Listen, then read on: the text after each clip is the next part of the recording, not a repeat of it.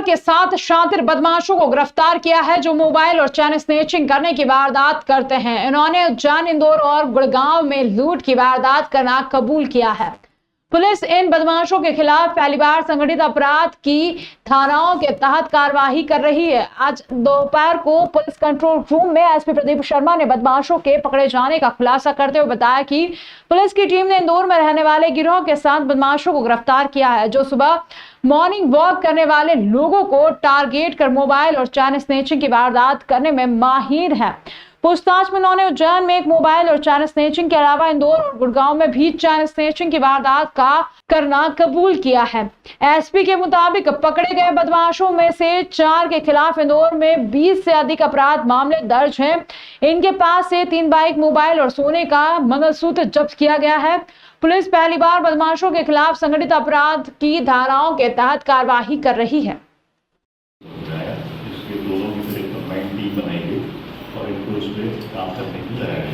के 7 लुटेरे हम लोगों ने गिरफ्तार किए हैं। इनके ऊपर करीबन 20 मामले दर्ज हैं इंदौर में और अन्य क्षेत्रों में। इन्होंने उज्जैन में पहली बार 31 तारीख और 2 तारीख 31 जुलाई और 2 अगस्त को एक जगह मोबाइल लूट स्नैचिंग की थी, एक जगह चेन स्नैचिंग की थी। इनको गिरफ्तार किया गया। इन्होंने इंदौर में और दिल्ली तक घटनाएं करी हैं जिनको इन्होंने स्वीकारा है, वहाँ की पुलिस से संपर्क में है। इसमें पहली बार हम लोग संगठित अपराध की धारा जो नए कानून में जोड़ी गई है उसमें सभी 7 लोगों को आरोपी बना रहे हैं और इन सभी का रिमांड लिया जा रहा है। ऐसे 2 आरोपी हैं जिन्होंने भागने का प्रयास किया था जिसमें उनको चोटें आई हैं तो उनका इलाज कराया जा रहा है। इसमें हमारी पूरी टीम ने बहुत मेहनत करी है, इसलिए उनको 20,000 रुपये का इनाम भी किया। सर, ये वारदात का तरीका क्या था? ये बेसिकली सुबह जो मॉर्निंग वॉक पर लोग जाते हैं या सुबह जब लोग थोड़े से कम एक्टिव होते हैं उस दौरान पर ये बिना रेकी किए हुए रैंडमली लोगों को टारगेट बना के उनसे स्नैचिंग करते हैं। इन्होंने करीब 20 वारदातें इंदौर में की हैं। ये सब बाणगंगा, खारचा, हीरानगर के रहने वाले हैं। इसके अतिरिक्त ये नाबालिग थे, तब से ये इस तरह की वारदातें कर रहे हैं। अभी ये बालिग हो गए। इन्होंने दिल्ली तक में घटनाएं स्वीकारी हैं जो हम दिल्ली पुलिस से भी हम संपर्क हैं। मध्य प्रदेश शासन के आदेश अनुसार उज्जैन जिले में झोला छाप डॉक्टरों के खिलाफ लगातार कार्रवाई की जा रही है। इसी क्रम में मंगलवार शाम को स्वास्थ्य विभाग की टीम ने उज्जैन जिले के ढाबला फंटा स्थित महाकाल कायरो सेंटर पर जांच करते हुए अनियमितता पाए जाने पर उसे सील कर दिया।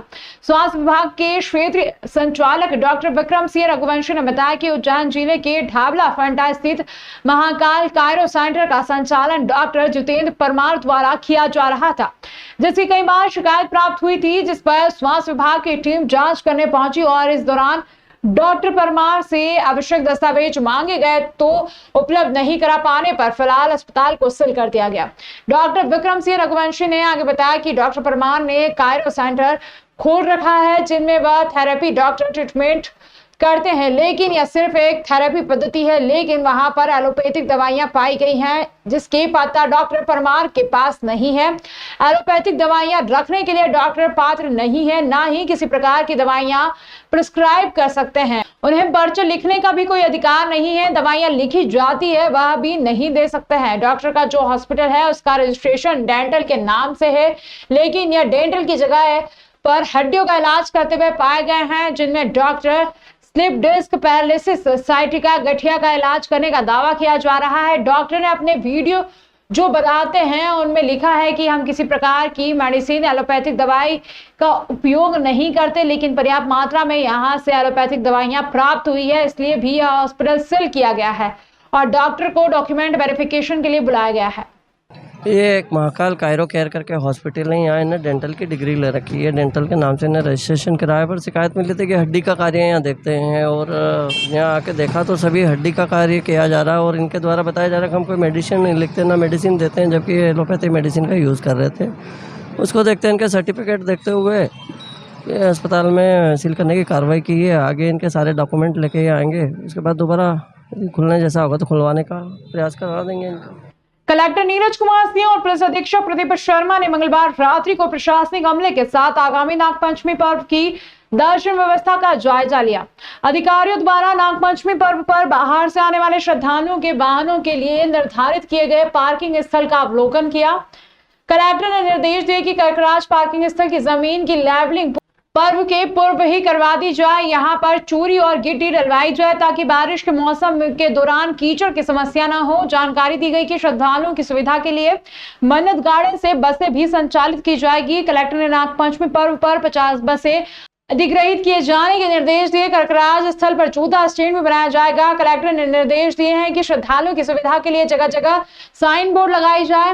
नरसिंह घाट के समीप भील ठाकुर धर्मशाला के परिसर में भी जूता स्टैंड श्रद्धालुओं की सुविधा के लिए बनाया जाएगा। यहां भी जमीन की लेवलिंग कराए जाने के निर्देश दिए गए। जानकारी दी गई कि नागपंचमी पर्व पर भगवान नागचंद्रेश्वर के दर्शन के लिए अलग लाइन लगेगी और भगवान महाकालेश्वर के दर्शन के लिए अलग लाइन लगाई जाएगी। भगवान नागचंद्रेश्वर के दर्शन हेतु प्रवेश मार्ग का अवलोकन अधिकारियों द्वारा किया गया। कलेक्टर ने चारधाम मंदिर से अतिक्रमण हटाए जाने के निर्देश दिए। अधिकारियों द्वारा सामान्य दर्शन और वीआईपी दर्शन के लिए की गई व्यवस्था का जायजा लिया गया। निरीक्षण के दौरान प्रशासक महाकालेश्वर मंदिर प्रबंध समिति मृणाल मीणा, नगर निगम आयुक्त Ashish Pathak, CEO UDA Sandeep Soni, ASP GS Parashar, अतिरिक्त पुलिस अधीक्षक जांच सिंह राठौर एवं संबंधित विभागों के अधिकारीगण मौजूद थे। उत्तर प्रदेश की राज्यपाल आनंदीबेन पटेल अपने उज्जैन प्रवास के दौरान महाकालेश्वर मंदिर पहुंचकर श्री महाकालेश्वर भगवान की संध्या आरती में सम्मिलित हुई। पूजन श्री महाकालेश्वर मंदिर के पुजारी संजय शर्मा द्वारा संपन्न करवाया गया। इस अवसर पर महाकालेश्वर मंदिर प्रबंध समिति के प्रशासक मृणाल मीणा द्वारा महामहिम का स्वागत कर स्मृति चिन्ह भेंट किया।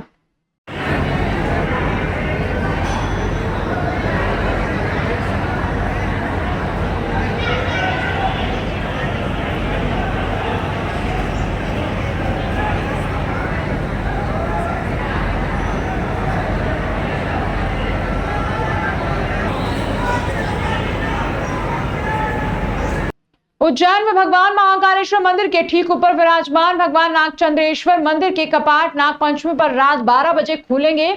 जहां मान्यता के अनुसार मंदिर के कपाट खुलते ही भगवान नागचंद्रेश्वर की त्रिकाल पूजा की जाएगी। नागपंचमी के अवसर पर श्री महाकालेश्वर मंदिर स्थित श्री नागचंद्रेश्वर भगवान के पट 8 अगस्त की मध्यरात्रि 12 बजे खुलेंगे और भगवान श्री नागचंद्रेश्वर के दर्शन 9 अगस्त 2024 को रात्रि 12 बजे तक किए जा सकेंगे। महाकाल मंदिर के पंडित महेश पुजारी ने बताया कि महाकाल मंदिर के गर्भगृह में बाबा महाकाल और उसके ऊपर भोले बाबा ओमकालेश्वर स्वरूप में विराजमान है। वहीं तीसरी मंजिल पर भगवान महादेव श्री नागचंद्रेश्वर के स्वरूप में विराजमान है, जिसके कपाट सिर्फ नागपंचमी के दिन खुलते हैं और 24 घंटे के लिए खुलते हैं।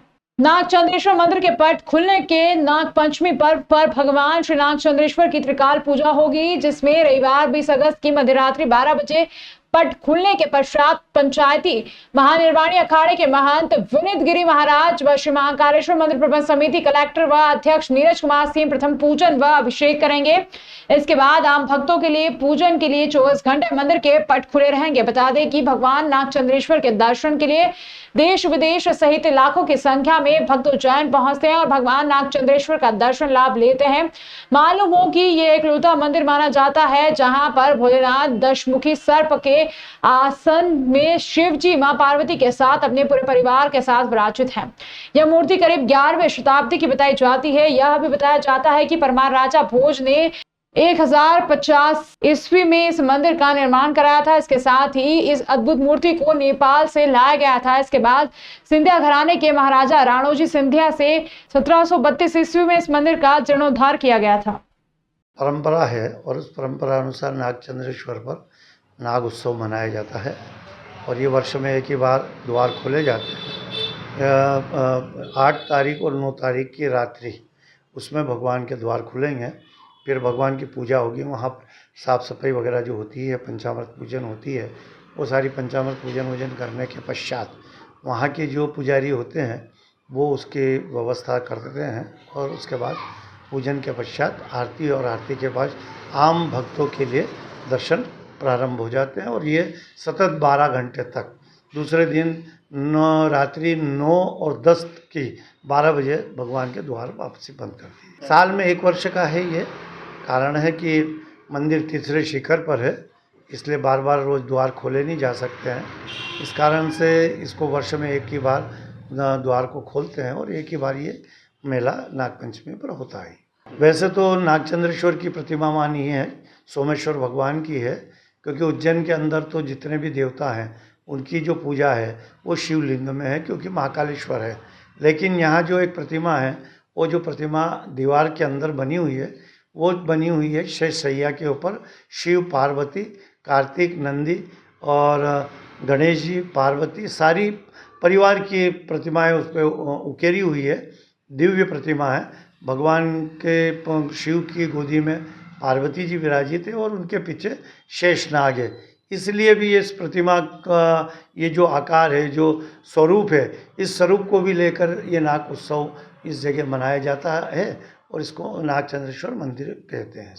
लीज नवीनीकरण को लेकर लगातार आ रही शिकायतों के बाद MIC सदस्यों ने माल विभाग में जाकर अधिकारियों से लंबित प्रकरण की सूची मांगी, जिसमें 50 से भी ज्यादा प्रकरण निकले। सभी प्रकरणों के आवेदनों पर अधिकांश कार्यवाही नहीं हो पाई है। MIC सदस्य रजत मेहता ने बताया कि फाइल के ऊपर आयुक्त के हस्ताक्षर होना बाकी है। अधिकारियों से जल्द प्रकरण हल करने के लिए कहा है। इनमें से कुछ 2015 व अधिकांश कोरोना से पहले के हैं। अधिकारियों ने बताया कि तुरंत प्रकरणों की फाइल जांच कर मामला कहां अटका है उसका पता लगाकर कार्यवाही की जाएगी। भाजपा हो या कांग्रेस, सभी पार्षद अपने वार्डों में काम नहीं होने की शिकायत कर चुके हैं। वहीं दूसरी ओर अधिकारी निगम की आय के रास्ते खुद बंद कर रहे हैं। बड़ी संख्या में निगम की संपत्ति लीज पर दी गई है, लेकिन समय निकलने के बाद भी उस संपत्ति के लीज की नवीनीकरण नहीं किया जा रहा है, जिस कार्य को सख्ती से कर निगम अच्छी खासी राशि अर्जित कर सकता है, लेकिन वो न करते हुए हर कार्य के लिए शासन या केंद्र से आए बजट पर मुहताज रहना उचित समझा जाता है। वर्तमान में लीज नवीनीकरण संपत्ति के नामांतरण के लिए 50 से ज्यादा आवेदन लंबित है। इनमें से कुछ आवेदन 2015 से विभाग के पास जमा है। इन पूरे मामले के निपटाने से निगम को लगभग 1 करोड़ की आय हो सकती है। कई आवेदकों का कहना है कि उनके पास सभी कागजात है और उपायुक्त के हस्ताक्षर भी हो गए हैं, लेकिन आयुक्त के हस्ताक्षर नहीं होने से महीनों से काम अटका है। नगर निगम की संपत्तियों की लीज बढ़ाने के प्रकरण, नामांकन के प्रकरण लंबे समय से लंबित चल रहे थे और कुछ लोग थे वो लगातार परेशान हो रहे थे, हमारे ऑफिसों पे बार बार चक्कर काट रहे थे। 2015 से लेकर 24 से 8-9 साल हो गए। तो उस विषय को लेकर लगातार हमने आज हमारे DC से बात की, सुमन जी को बुलाया और उनसे पूछा, तो उनका कहना था कि मेरे हैंड पे एक भी बाकी नहीं है। विभाग ने लगभग 50 नाम की सूची जारी करी, उसमें उनका कहना था कि ये सब कमिश्नर साहब के हैंड पे है। हमें कोई लेना देना नहीं, हमें ये विषय है कि ये लीज हो जाए। अगर लीज आगे बढ़ जाती हैं तो आज 1-2 करोड़ रुपए जो भी आना है तो निगम को आएगा, निगम की आय होगी। और आय वाले क्षेत्र में तो लगातार अधिकारियों को संज्ञान लेना चाहिए कि कोई कोताही ना करते हुए काम करे। अब जब कमिश्नर साहब से संपर्क करने का प्रयास DC साहब ने किया था, वो मिले नहीं, तो अभी जो नए एडिशनल साहब आए हैं वो आए थे, हमने पवन जी, उनको भी पूरा विषय बताया है कि आप चूँकि प्रभारी भी हैं एक एडिशनल कमिश्नर के होने के नाते, तो उन्होंने बोला है कि मैं जल्द ही कमिश्नर साहब से बात करके इसका संज्ञान लूँगा। धार्मिक नगरी उज्जैन में राष्ट्रीय राजपूत करणी सेना के 3 दिवसीय चिंतन शिविर का आयोजन किया जा रहा है।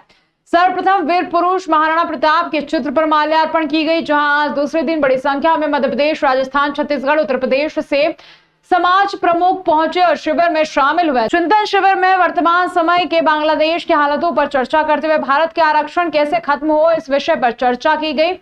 समाज के युवाओं को स्वरोजगार के प्रति जागरूक करना एवं रोजगार से जोड़ने के साथ ही इस बात पर जोर दिया गया कि समाज में बच्चों को शिक्षा के क्षेत्र में आगे बढ़ाएं और समाज का कोई भी बच्चा प्रारंभिक शिक्षा एवं युवा शिक्षा से वंचित न रहे। यह समाज के हर एक व्यक्ति, खासकर माता पिता का दायित्व रहेगा। आज के समय में जिस प्रकार से सोशल मीडिया ने पैर पसारे हैं, इससे युवा चाहे वह बालक हो या बालिका सभी कहीं ना कहीं प्रभावित हो रहे हैं, जिसके कारण समाज में बुराइयां पनप रही हैं। कई परिवार इससे दुखी हैं। इस पर नियंत्रण करना सबसे आवश्यक है। राष्ट्रीय राजपूत करणी सेना के प्रदेश अध्यक्ष ठाकुर शिव प्रताप सिंह चौहान ने युवाओं का मनोबल बढ़ाने के लिए प्रदेश भर से आए युवाओं के रूबरू होकर उनसे चर्चा की और प्रेरणा दी कि हमें राष्ट्र, समाज व परिवार के लिए अच्छे कार्य करें और आत्मनिर्भर बनकर समाज व परिवार का उत्थान करें। प्रदेश अध्यक्ष शिव प्रताप सिंह ने कहा कि वर्तमान में प्रदेश सरकार ने संगठन की कई मांगे मानी हैं। आगामी समय में भी सरकार से समाज हित के लिए जो कार्य और घोषणाएं अधूरी हैं उन पर चर्चा कर उन्हें पूरा कराया जाएगा। कार्यक्रम में राघवेंद्र सिंह तोमर, अध्यक्ष राष्ट्रीय राजपूत महापंचायत, राजपाल सिंह सिसोदिया, नरेंद्र सिंह सिसोदिया, भेरू सिंह, आराधना सोलंकी, शिरा शेखावत, राष्ट्रीय अध्यक्ष योगेंद्र सिंह कटार, राष्ट्रीय उपाध्यक्ष मौजूद थे। उक्त जानकारी धर्मेंद्र सिंह चौहान ने दी। एक बात कहता हूं, बुरा मत मानना इस मंच पे आने वाला हर व्यक्ति के कि मैं जिस पद पे बैठा हूं मैं पद छोड़ रहा हूं और आज तक एक साथ हो जाए कीमत से गिरे हम अपने करते हैं जानते हैं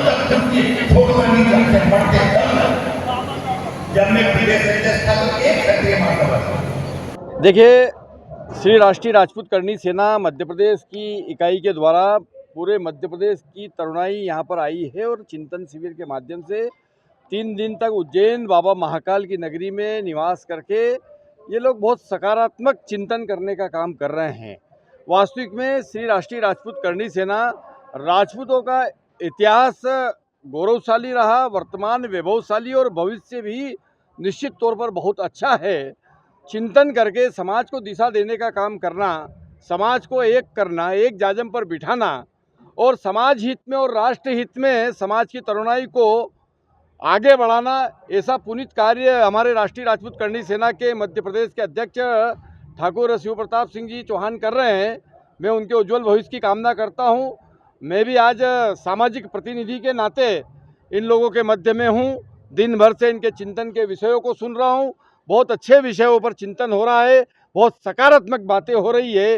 देश के लिए, राष्ट्र के लिए, समाज के लिए यह चिंतन निश्चित तौर पर हमारे भारत को नई ऊंचाई देने का काम करेगा, क्योंकि मेरा मानना है कि संगठित समाज ही संगठित राष्ट्र को आगे बढ़ा सकता है। हमारी भारत माता को परम वैभव पर पहुँचाने में क्षत्रिय राजपूत राष्ट्रीय करणी सेना का एक बड़ा महत्वपूर्ण रोल यहाँ से आज बन रहा है, क्योंकि बाबा महाकाल का आशीर्वाद भी इन सब लोगों को मिल रहा है। करणी सेना राजपूतों का एक बहुत महत्वपूर्ण संगठन है और बड़ी विशेष बात ये हो रही है पिछले 2-3 वर्षों से कि राजपूतों के सारे संगठन मिल कर के काम कर रहे हैं।